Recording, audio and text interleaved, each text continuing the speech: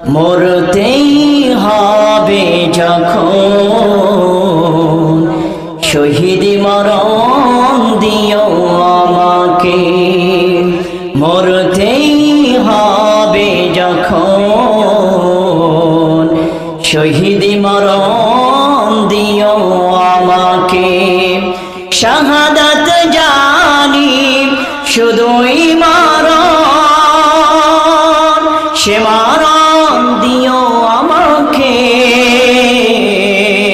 মরতেই হবে যখন শহীদ মরণ দিও আমাকে, মরতেই হবে যখন শহীদ মরণ দিও আমাকে। আলহামদুলিল্লাহ, সমস্ত প্রশংসা সেই মহান আল্লাহ সুবহানাহু ওয়া তাআলার দরগাহে, যিনি আপনাকে আমাকে 2 দিন ব্যাপী তাফসীরুল কুরআন মাহফিলের আজকে সমাপনী দিনে যে আল্লাহ সুবহানাহু ওয়া তাআলা আপনাকে আমাকে আসার মতন বসার মতন সুযোগ তৌফিক দিয়েছেন। সকলে অন্তরের অন্তঃস্থল থেকে সকলে কালিমাতুশ শুকর আদায় করে বলি আলহামদুলিল্লাহ। আমরা যারা এদিকে সেদিকে দাঁড়ায় রয়েছি, দয়া করে মেহেরবানি করে কোরআনের ময়দানের মধ্যে এসে বসে যায়। আমি যে আয়াতে কারিমা তেলাওয়াত করেছি, আসুন সেই আয়াতের উপরে ভিত্তি করে কিছু কথা বলার চেষ্টা করব ইনশাআল্লাহ।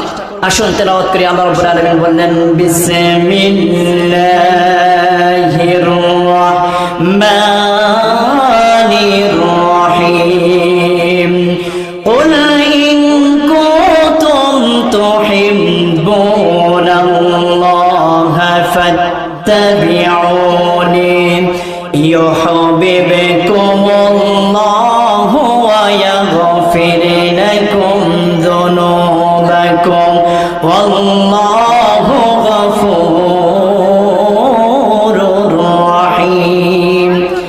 আল্লাহ রাব্বুল আলামিন বলে দিলেন, কোন বান্দা বান্দি যদি আমি আল্লাহকে ভালোবাসতে চাই, আমি আল্লাহর ভালোবাসা পেতে চাই, ওই বান্দা বান্দি যেন সর্বপ্রথম আমার রাসূলকে অনুসরণ করে, রাসূলকে ভালোবাসেন।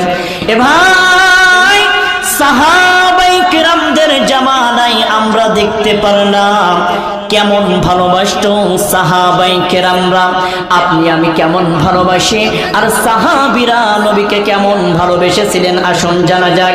গভীর রজনীতে হযরতে বেলাল